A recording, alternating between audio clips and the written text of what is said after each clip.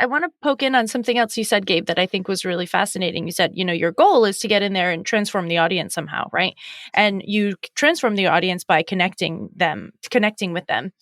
And what I think is interesting about that is I don't believe I need to connect the audience with myself.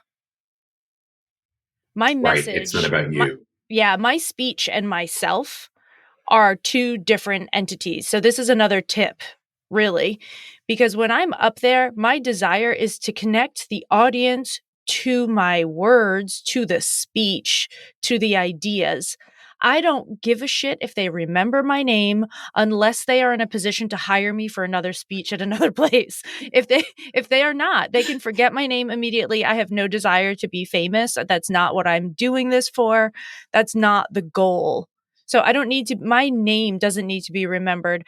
The energy that I put behind the words matters, but more importantly, I want people to connect to the message. And I can only get people to connect to the message if I am inviting them to it in a way that makes it accessible, which is why I think some of the micro optimizations are really important. If you I say the word boundaries a lot in sessions. I talk about boundaries a lot.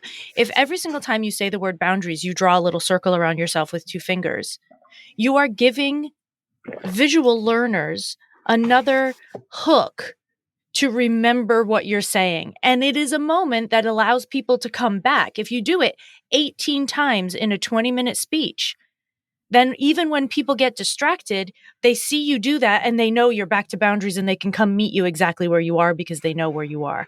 So I think that there is a real skill to using these things with very clear intention, with the idea that not everybody can just listen to your words and connect well.